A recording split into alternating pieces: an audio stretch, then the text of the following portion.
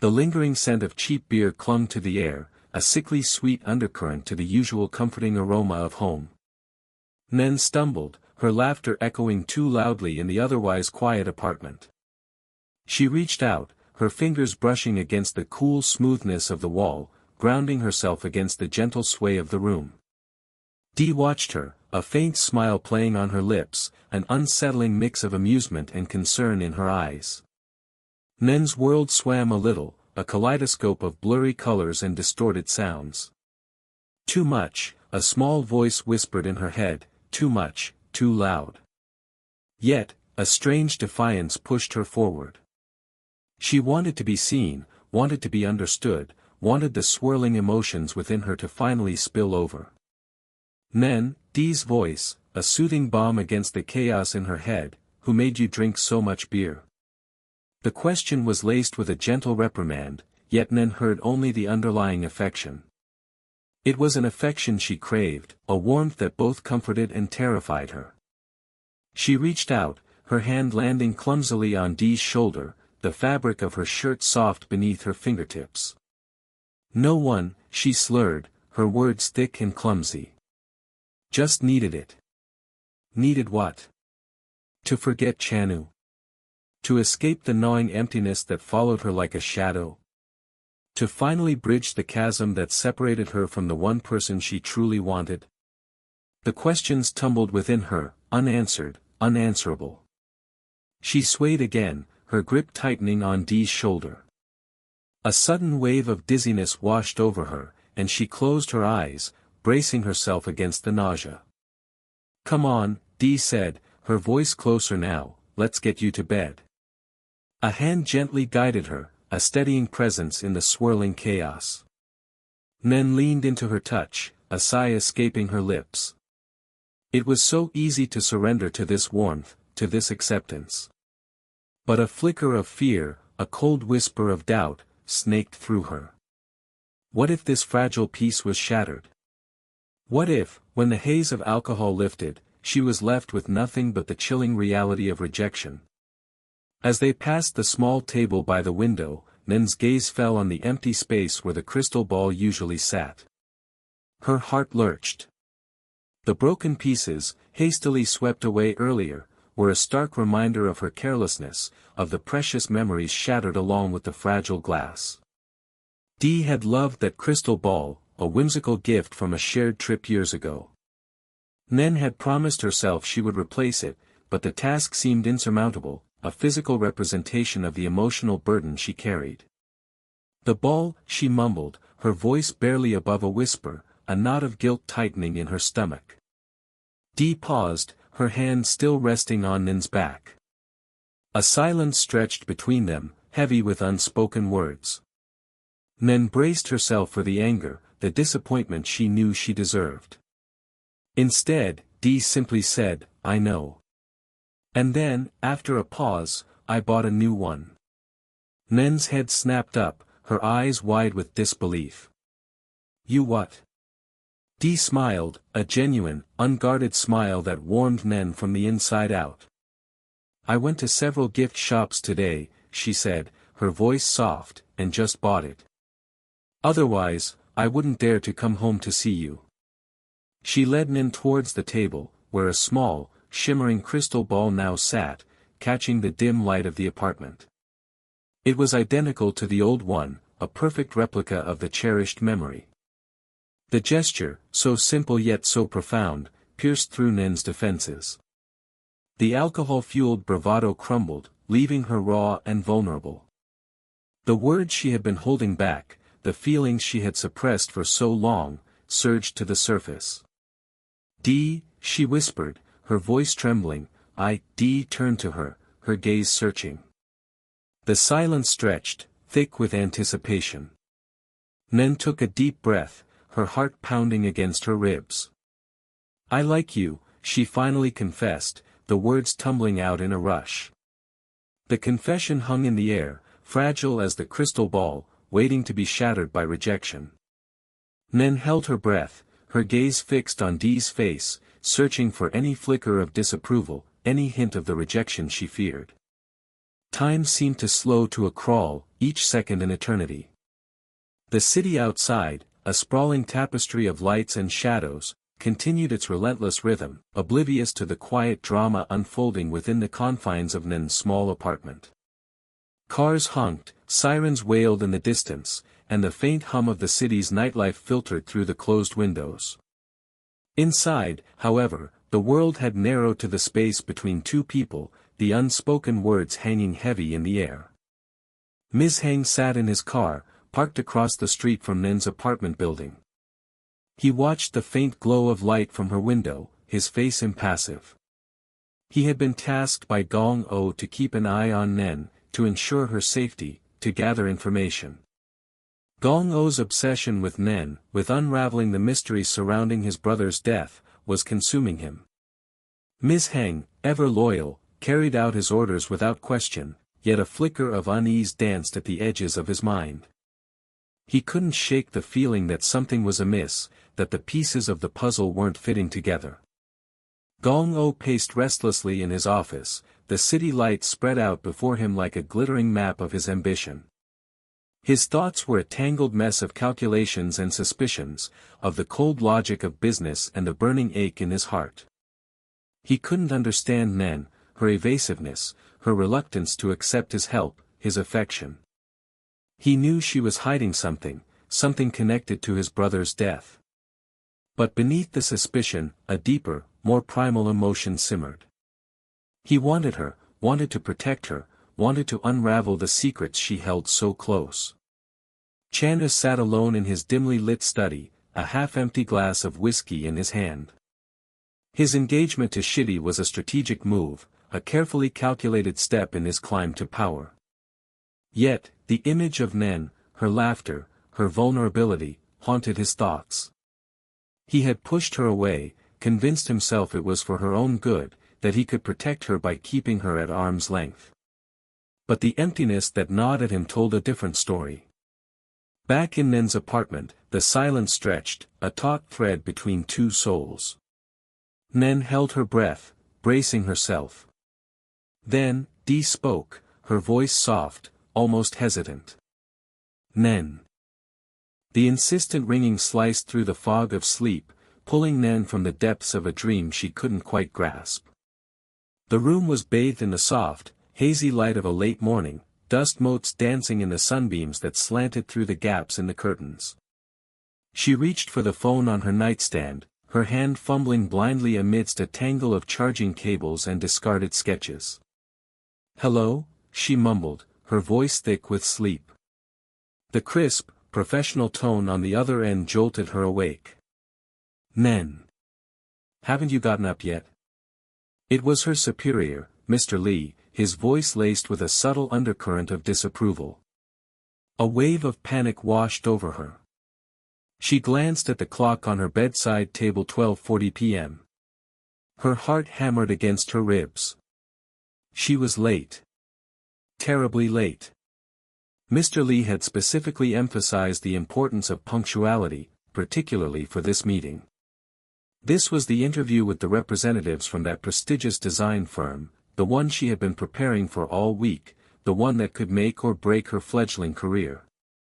"I'm so sorry, Mr. Lee," she stammered, scrambling out of bed, her mind racing to concoct a plausible excuse. A sudden, sharp pain shot through her ankle as her foot landed awkwardly on a stray sketchbook. She winced, biting back a cry, the throbbing in her ankle a stark reminder of the long hours she'd spent hunched over her designs. "The traffic," she began, but Mr. Lee cut her off, his voice sharp. "Nan, the meeting is in less than an hour. Are you telling me you haven't even left your apartment yet?" She squeezed her eyes shut, images of her meticulously prepared portfolio, the carefully chosen outfit now crumpled on the chair, flashing through her mind. I thought the interview was at 2:00. The silence on the other end stretched, thick and heavy with unspoken judgment. Then, Mr. Lee's voice, tinged with disbelief, echoed in her ear. "Nan. Today is Saturday." Saturday.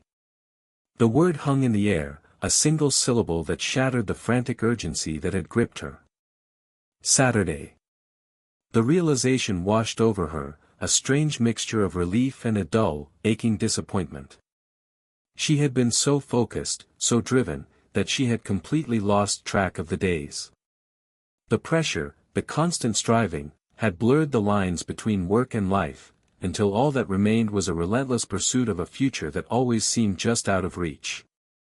"Oh," she whispered, the word barely audible. The silence stretched again, punctuated only by the faint hum of the city outside her window. She could practically hear Mr. Lee's thoughts, the unspoken reprimand, the disappointment. "I apologize, Mr. Lee," she said, her voice hollow. "I must have misunderstood." Mr. Lee sighed, the sound carrying a weariness that resonated with her own. "Just try to relax, Nan," he said, his voice softening slightly. "It's the weekend. You deserve a break." The line went dead. Nan stood there, the phone still clutched in her hand, the sudden quiet amplifying the emptiness within her. A break. The concept felt foreign, almost alien. She looked around her small apartment, the cluttered surfaces a testament to her relentless work ethic. Sketches, fabric samples, and half-finished designs littered every available space, a physical manifestation of the thoughts and ideas that constantly whirled through her mind. The sunlight filtering through the window now seemed to mock her, highlighting the dust motes dancing in the air, a silent accusation of her neglected personal life. She sank onto the edge of her bed, the lingering throbbing in her ankle a reminder of the physical toll her ambition was taking. The image of Chanu flashed through her mind, his gentle smile, the way his eyes always seemed to see right through her carefully constructed facade. He had warned her about this, about pushing herself too hard, about losing herself in the pursuit of success. She had brushed him off, dismissing his concerns with a wave of her hand, telling him she knew what she was doing. But now, standing here in the quiet emptiness of her apartment, the weight of her solitude pressed down on her, heavy and suffocating. The thought of Chanu brought with it a fresh wave of pain. He was getting married to Shitty. Dee had told her, her voice carefully neutral, but Nan had heard the unspoken sympathy beneath the words. Dee, her ever-supportive sister, the one person who had always been there for her, was now bound to Chanu's family in a way that Nan never could be. The tangled web of relationships, the unspoken feelings, the ever-present shadow of Gong Yu's death, it all felt like a suffocating weight, pressing down on her, stealing her breath. She closed her eyes, trying to block out the memories, the guilt, the confusion. She needed to escape, to clear her head. Perhaps a walk, she thought, a walk through the city, a chance to breathe, to reconnect with the world outside the confines of her apartment, outside the suffocating pressure of her ambition.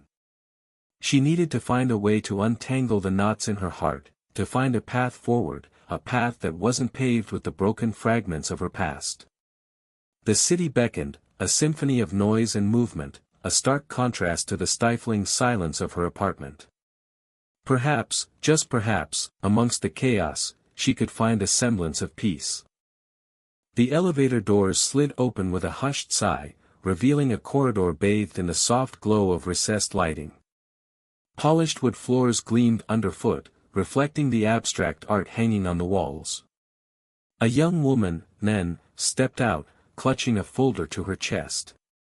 Her heart tapped a nervous rhythm against her ribs.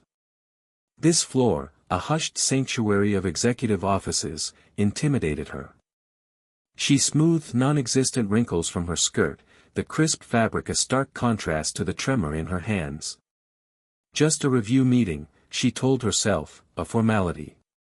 She could almost taste the metallic tang of anxiety at the back of her throat. A quick in, quick out. That was the plan. A smartly dressed assistant approached, his smile polite but impersonal. "Miss Nen?" he inquired, his voice a smooth baritone. She nodded, her throat suddenly dry. "This way, please." He gestured towards a door at the end of the hallway, its dark wood radiating an aura of power. A knot tightened in Nin's stomach. This wasn't the direction of the conference room. Doubt, a cold finger, traced a line down her spine. Something's not right. In front is Mr. Gong's study, the assistant continued, his tone unwavering. He is waiting for you inside. One person. His words hung in the air, each syllable a tiny hammer blow against the fragile construct of her composure. Mr. Gong. The name resonated with a power she couldn't quite comprehend, a power that seemed to seep into the very walls around her. Nen's mind raced, thoughts colliding like startled birds. Mr. Gong. Which Mr. Gong? The possibility that it could be him sparked a chilling premonition. You got it wrong, she said, her voice thinner than she intended. I'm here for the review meeting. She forced a smile, a brittle, unconvincing thing. The assistant's expression remained unchanged, a mask of professional courtesy. No, Mississippi. Mr. Gong specifically requested your presence. He opened the door, revealing a room of understated elegance. Dark wood paneling, floor-to-ceiling bookshelves, and a large desk dominating the center. Behind it, a figure sat bathed in the warm glow of a desk lamp, his features obscured by shadow. Panic, sharp and sudden, clawed at Nen's chest. The air thickened, pressing down on her, making it hard to breathe. Gong-o. It was him. The memory of their previous encounters, charged with an unsettling intensity, flooded her senses. His gaze, sharp and unwavering, his voice, low and resonant, the way he seemed to see right through her carefully constructed defenses. She had to leave. Now.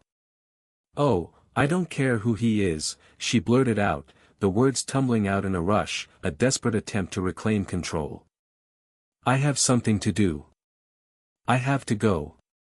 She backed away, her eyes fixed on the figure behind the desk, who had now risen to his feet.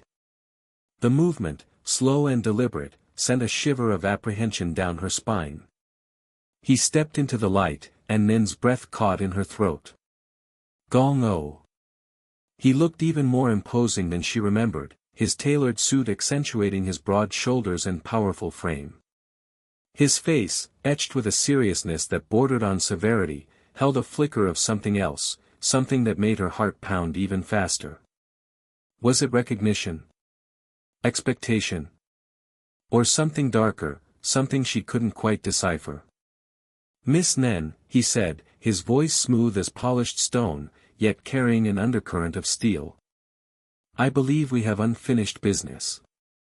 He crossed the room, each step measured, purposeful, closing the distance between them. Nen felt trapped, like a small animal caught in the gaze of a predator. Her mind scrambled for an escape route, but the walls of the office seemed to close in on her, suffocating her with their silent, oppressive presence. She wanted to run, to disappear, to be anywhere but here, in this room, with this man. But her feet felt rooted to the spot, paralyzed by a mixture of fear and a strange, unsettling fascination. Why was he doing this? What did he want from her? The questions swirled in her mind, unanswered, adding to the growing sense of unease. The review meeting, Chanu, her sister Dee, all faded into the background, overshadowed by the imposing presence of Gong-o. This was more than a simple misunderstanding. This was something deeper, something more complex, something that threatened to unravel the carefully constructed threads of her life. And she had a terrifying premonition that she was powerless to stop it. The faint scent of sandalwood, emanating from him, filled the air, a subtle yet potent reminder of his power, his presence, his unwavering control. She swallowed hard, the silence stretching between them, heavy with unspoken words and simmering tension. Her gaze locked with his, and in that moment, she knew. This was just the beginning. The city unfolded before her, a labyrinth of concrete and glass shimmering under the relentless sun. Nen felt a tremor of unease, a premonition clinging to the edges of her consciousness like the lingering scent of rain on hot asphalt. Mishang's car, a sleek, black predator, cut effortlessly through the city's arteries, each turn a subtle twist of the knife in her gut. She stole a glance at him, his profile impassive, a mask carved from granite. His silence was more oppressive than any interrogation. What did he know? What did Gong-o know? The questions clawed at her, sharp and insistent. She'd met Gong-o again last night. He'd stood in the doorway of her apartment, a figure of unsettling stillness, the dim light etching the harsh planes of his face. His voice, when he spoke, was a low rumble, each word a stone dropped into the still pool of her anxiety. "What is the relationship between you and Gong-yu?" He'd asked, his eyes, dark and unreadable, boring into hers. The question had echoed in the small space, amplifying her already spiraling panic. Her throat constricted, making it difficult to breathe, let alone speak. She'd managed a choked whisper, "Who is Gong-yu?" "I don't know him at all." The lie tasted like ash in her mouth, bitter and acrid. But the truth was a tangled web she couldn't unravel, not even for herself. His gaze hadn't wavered, a tangible force that pinned her in place. The air crackled with an unspoken tension, a silent battle of wills. She could feel the weight of his scrutiny, heavy and suffocating. He knew. He had to know. The way he looked at her, a mixture of suspicion and something else, something that made her heart pound against her ribs like a trapped bird. It was unnerving, this silent accusation.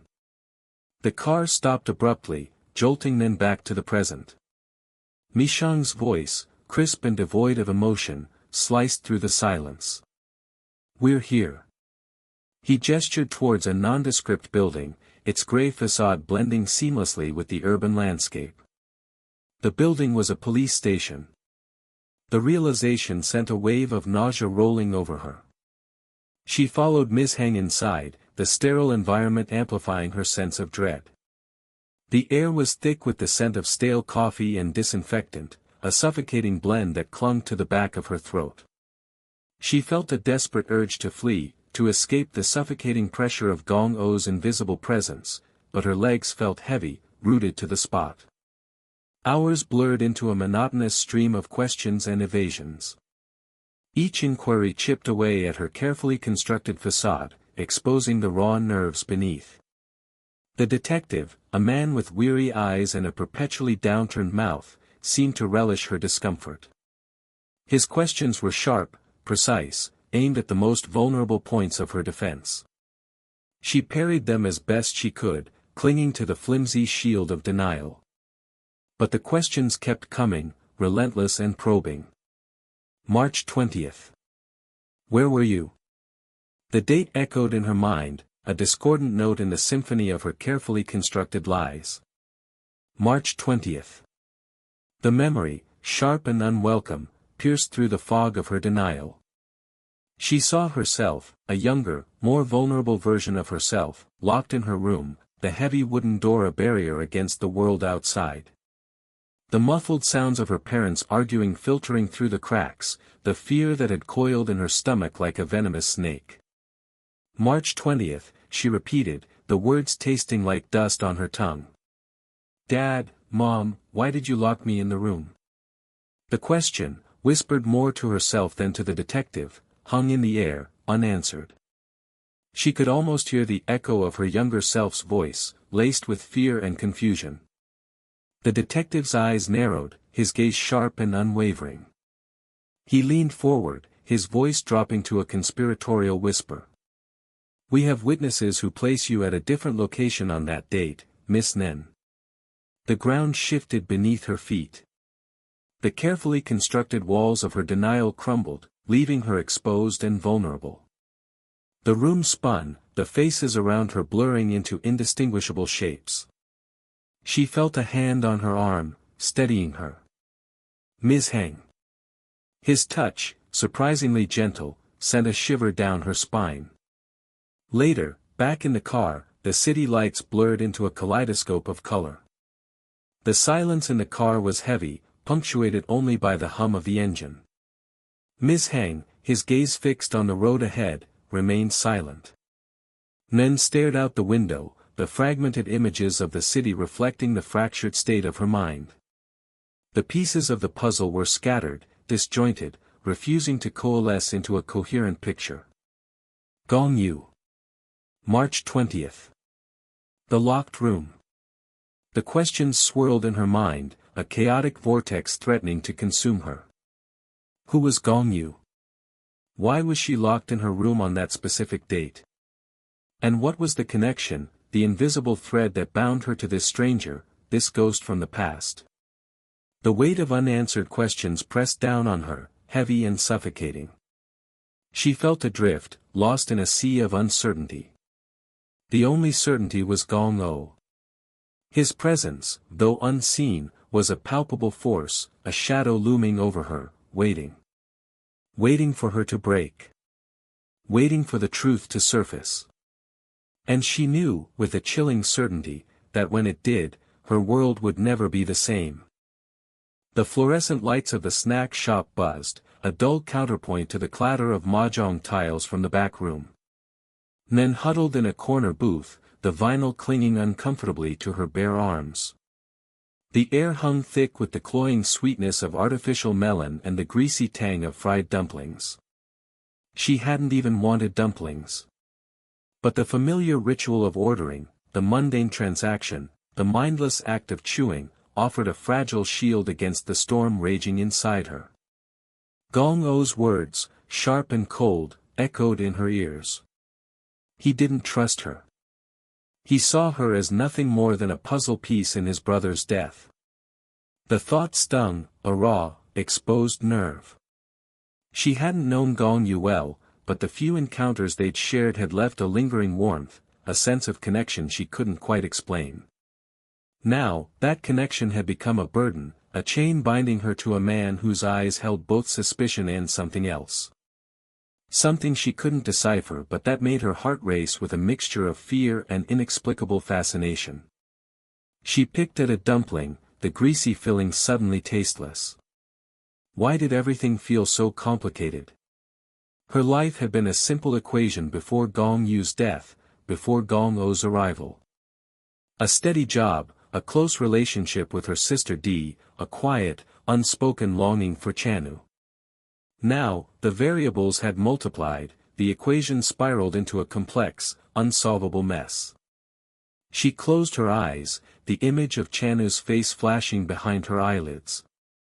His gentle smile, the warmth in his eyes when he looked at her and the devastating emptiness she felt knowing he belonged to another. Shitty. The name was a sharp shard of glass in her throat. Dee insisted they were meant to be, that Chanu had finally found happiness. But every time Nin saw the forced brightness in Chanu's eyes, she felt a gnawing doubt, a persistent whisper that something wasn't right. And Der's sister's unwavering support felt suffocating at times, a velvet-lined cage built on secrets and unspoken truths. Nen sighed, the sound heavy with exhaustion. She pushed the plate of dumplings away, the smell suddenly nauseating. All she wanted was to disappear, to fade into the background noise of the city, to become invisible. Across the street, Ms. Heng watched from the tinted window of a parked car. The snack shop's fluorescent lights painted Nin's face in an unnatural glow, highlighting the dark circles under her eyes, the slight tremor in her hands. He raised his phone, snapping a discreet picture. Where is Nia now? She looks quite sad now. She is now in a snack store. She is quite enjoying herself. He sent the message to Gong-o, his tone deliberately neutral, masking the flicker of concern he felt. He had been observing Nen for weeks, following her movements, cataloging her habits. Gong-o's instructions were clear: gather information, keep a close watch. But the more he observed, the less he understood. Nen didn't fit the profile of someone involved in Gong-yu's death. There was a fragility about her, a vulnerability that contradicted the calculated image Gong-o had painted. He watched as she rose from the booth, her movements slow and hesitant. She paid for her untouched dumplings, her fingers fumbling with the bills, and stepped out into the neon-lit street. Ms. Heng started the car, the engine humming to life. He followed her at a discreet distance, the city lights blurring into a kaleidoscope of color. His mind replayed Gong-O's words, the steely resolve in his voice. Find out what she knows, Ms. Heng. She's hiding something. But what if she wasn't hiding anything? What if she was just another casualty, caught in the crossfire of a truth she didn't understand? The thought lingered, an unsettling counterpoint to the rhythmic hum of the engine. Nen walked aimlessly, the city's cacophony a dull roar in her ears. The scent of exhaust fumes mingled with the sweet aroma of street food, creating a strange, unsettling perfume. Each step felt heavy, each breath a conscious effort. The encounter with Gong-O had left her shaken, the veiled accusations resonating deep within her. She wasn't used to confrontation, to the sharp edges of suspicion and distrust. Her world had always been soft, cushioned by Dee's protective presence. Now, she felt exposed, vulnerable, like a small boat adrift in a turbulent sea. She glanced back, a sudden prickle of unease running down her spine. Had she been followed? The thought was irrational, paranoid. But the city felt different tonight, menacing, full of unseen eyes. She quickened her pace, the rhythmic click of her heels against the pavement echoing in the empty streets. Where was she going? She didn't know. All she knew was that she couldn't go home, not yet. Not while the weight of Gong-O's gaze still pressed down on her, not while the unspoken questions about Gong-Yu's death swirled in her mind like a flock of restless birds. She needed time, space, a moment to breathe and gather her scattered thoughts. But the city offered no solace, only a relentless barrage of sights and sounds that amplified her inner turmoil. She stopped at a street corner, the traffic lights flashing red and green, a chaotic ballet of light and motion. The city stretched out before her, a labyrinth of concrete and glass, indifferent to her struggles, her fears. A wave of loneliness washed over her, a cold, suffocating tide. She closed her eyes, wishing for the simplicity of her old life, for the comfort of Dee's presence, for the fleeting warmth of Chanu's smile. But those were just memories now, fading echoes of a past that no longer existed. She opened her eyes, the city lights blurring through a film of unshed tears. She had to find a way to navigate this new reality, this treacherous landscape of suspicion and unanswered questions. She had to find a way to protect herself, to uncover the truth, even if it meant confronting the darkness that lurked beneath the surface. The sleek, metallic lines of the Northeast Technology headquarters seemed to stretch endlessly towards the smog-veiled Hong Kong sky. Inside, the air thrummed with a nervous energy. The conference room, a sterile expanse of glass and polished wood, was packed. Nen sat near the back, a silent observer amidst the flurry of activity. Her fingers traced the rim of her water glass, the cool condensation a stark contrast to the heat building in her chest. Each hushed conversation, every furtive glance, amplified her unease. It had been a week since Gong-Yu's death, a week of veiled questions and unspoken suspicions. And a week since she'd last seen Gong-O. The thought of him, of the intensity in his eyes, sent a shiver down her spine. She pushed the thought away, focusing on the presentation projected on the massive screen. The new NE phone, sleek and futuristic, promised to revolutionize the market. But even the glossy images couldn't distract Nen from the gnawing feeling that something was wrong. The air crackled as Gong-O entered the room. His presence filled the space, silencing the murmurs. He moved with a quiet power, his gaze sharp and unwavering. Nen felt her breath catch in her throat. He hadn't looked at her, not even a flicker of acknowledgement, yet she felt his presence like a physical weight. Her heart hammered against her ribs, a frantic bird trapped in a cage. Why did he affect her so? His brother's death, the mystery surrounding it, the strange pull she felt towards him, it was a tangled web she desperately wanted to untangle, yet couldn't bring herself to escape. The presentation began, a dizzying array of technical specifications and market projections. Nen forced herself to concentrate, her mind racing to keep up. But beneath the surface of corporate jargon, a disquiet hummed. Something about the security protocols felt off. She couldn't put her finger on it, but a nagging sense of unease persisted. The feeling intensified as the lead developer, a nervous man with sweat beading on his forehead, stumbled through his explanation of the phone's encryption system. Nen's intuition, honed by years of working with complex systems, screamed that something was amiss. She found herself leaning forward, her gaze fixed on the schematic diagrams flashing across the screen. Numbers and symbols danced before her eyes, forming patterns, revealing vulnerabilities. The presenter droned on, oblivious to the storm brewing within her. Her fingers itched to reach for a keyboard, to test her suspicions. She knew, with a chilling certainty, that she could break through the phone's defenses. The thought startled her. Should she speak up? The potential fallout, the accusations, the scrutiny, it was daunting. But the alternative, allowing a flawed product to launch, was unthinkable. She glanced at Gong-o. He sat at the head of the table, his expression unreadable. His eyes, dark and intense, seemed to bore into her, as if he could read her thoughts. The silence in the room stretched, heavy and suffocating. "Excuse me," Nen's voice, though quiet, cut through the air like a shard of glass. The room fell silent. Every head turned towards her. Her heart pounded in her chest, a drumbeat against the sudden quiet. She could feel the weight of 100 gazes, curious, skeptical, some openly hostile. The presenter, his face pale, stammered, "Yes." Nen took a deep breath, steeling herself against the wave of attention. Who are the project R&D leaders of any mobile phones?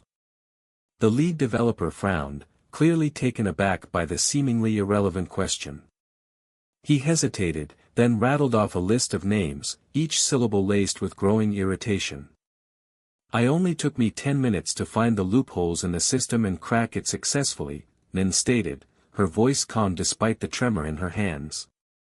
The silence that followed was absolute. The air thickened with disbelief. Then, a low murmur rippled through the room, growing into a cacophony of whispers and exclamations. The lead developer's face drained of color. He stammered, That's impossible. Our security system is impenetrable." Gong-o's voice, sharp and cold, sliced through the noise. "Is it?" His gaze, fixed on Nen, was like a laser beam. It was a challenge, an accusation, and something else she couldn't quite decipher. Her stomach churned. This was it. The moment of truth. She had thrown down the gauntlet, and now she had to back up her claim. The room buzzed with nervous energy. Someone brought her a laptop, its screen glowing like a beacon in the dim light. Nen's fingers flew across the keyboard, a blur of motion. Lines of code scrolled across the screen, a digital dance of logic and vulnerability. She could feel the weight of every eye upon her, the pressure mounting with each passing second. Doubt gnawed at the edges of her mind. What if she was wrong? What if she had made a mistake? But the doubt was fleeting. Her fingers moved with a practiced ease, guided by an instinct she couldn't explain. She navigated through the system's defenses, bypassing firewalls, exploiting weaknesses, until finally, she reached the core. The room held its breath. A small, almost imperceptible smile touched Nen's lips. Done. The silence stretched, taut and heavy. Then, pandemonium erupted. The carefully constructed facade of corporate composure crumbled. Accusations flew, fingers pointed, blame shifted like quicksilver. Gong-o watched the chaos unfold, his expression unreadable. His gaze, however, remained fixed on Nen, a silent acknowledgement of the storm she had unleashed. The air crackled with tension, the unspoken questions hanging heavy in the room. Who was this woman who had so effortlessly exposed their vulnerabilities? And what did her knowledge mean for the future of any technology? Nen stood amidst the swirling vortex of confusion and anger, a solitary figure in the eye of the storm. She had done what she thought was right, but the consequences of her actions remained to be seen. The weight of Gong-O's gaze, the intensity of his scrutiny, settled upon her like a shroud. It was a look that promised both danger and something else, something that sent a shiver of anticipation, and perhaps fear, down her spine. The sleek lines of Gong-O's modernist home felt cold against the backdrop of the relentless rain. Inside, the air hung heavy, thick with unspoken words and the ghost of Gong-Yu. Nen sat stiffly on the edge of a stark white sofa, the plush cushions offering no comfort. She traced the rim of her teacup, the delicate porcelain a stark contrast to the turmoil churning within her. Why had she agreed to come here? This house, this man, everything about Gong-O screamed danger, a warning she desperately wanted to heed. But something held her back, a strange, unsettling curiosity mixed with a flicker of concern. For him. The thought startled her. Her mind drifted back to a sun-drenched afternoon, years ago. Chanu, his eyes bright with laughter, had chased her through a field of wildflowers. "Dee, would you like to marry me?" he'd asked, his voice breathless, a playful lilt in his tone. She remembered the way her heart had soared, a giddy, weightless feeling.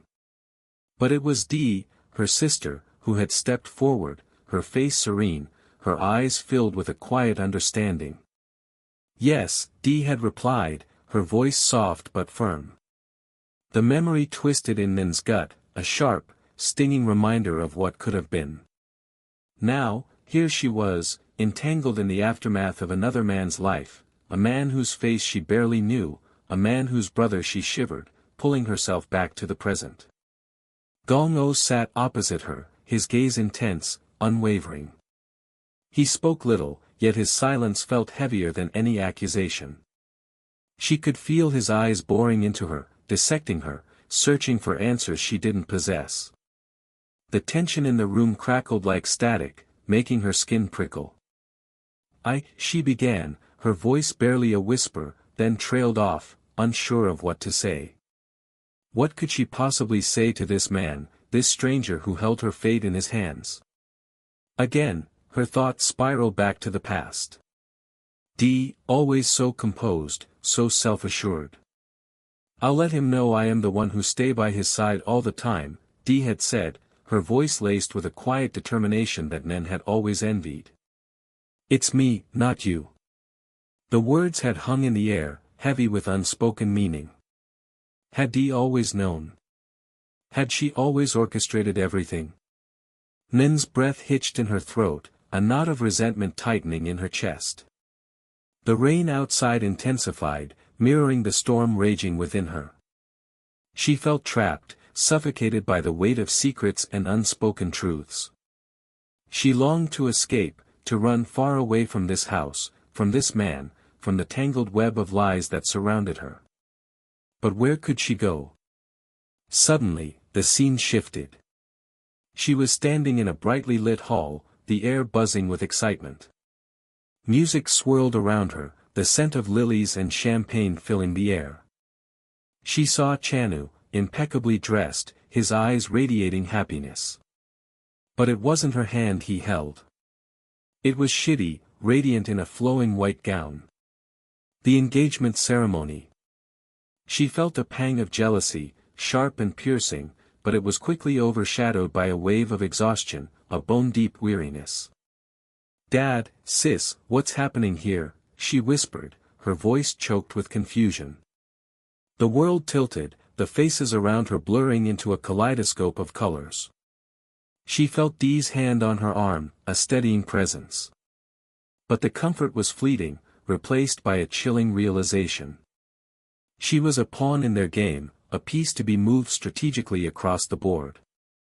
Back in Gong-O's house, the silence stretched, punctuated only by the rhythmic drumming of the rain. He rose abruptly, his movements fluid and predatory, and walked towards the window. He stood there for a long moment, his back to her, a silhouette against the gray sky. "It's not only beautiful at sunrise, but also on rainy days," he said, his voice low and husky, almost a whisper. The words hung in the air, strangely poetic in the starkness of the room. Nen watched him, her heart pounding in her chest. There was something about him, something enigmatic and dangerous that both repelled and fascinated her. She couldn't decipher his motives, his emotions. He was a puzzle, a complex equation she couldn't solve. He turned back to face her, his eyes now softer, a hint of vulnerability flickering in their depths. He took a step towards her, and she instinctively recoiled, her breath catching in her throat. He stopped, a flicker of something akin to hurt crossing his face. He said nothing, but the silence spoke volumes. Days blurred into weeks, each visit to Gong-O's house a tense, unsettling experience. Yet, with each encounter, a strange sense of familiarity began to grow. The sharp edges of his personality seemed to soften, replaced by glimpses of a man struggling with his own demons. She found herself drawn to his quiet strength, his unwavering determination to uncover the truth about his brother's death. The memory of Chanu's wedding continued to haunt her, a stark reminder of the choices she hadn't made, the paths not taken. The image of Shidi's radiant smile, Chanu's loving gaze, it all felt like a cruel twist of fate. She had loved Chanu, a love she had buried deep within her heart, a love she now realized would forever remain unrequited. She began to see Gong-O in a different light. His relentless pursuit of justice, his quiet grief for his brother, his unexpected vulnerability, it all chipped away at the wall she had built around her heart. She found herself confiding in him, sharing her fears, her doubts, her insecurities. He listened patiently, offering no judgment, only a quiet understanding that resonated deep within her soul. The mystery surrounding Gong-Yu's death remained unsolved, a dark cloud hanging over their fragile connection. But in the midst of the uncertainty, a new emotion began to bloom, tentative and fragile, yet undeniably real. It wasn't the giddy infatuation she had felt for Chanu, but something deeper, more profound. A connection forged in shared pain, in unspoken understanding, in the quiet comfort of shared silences.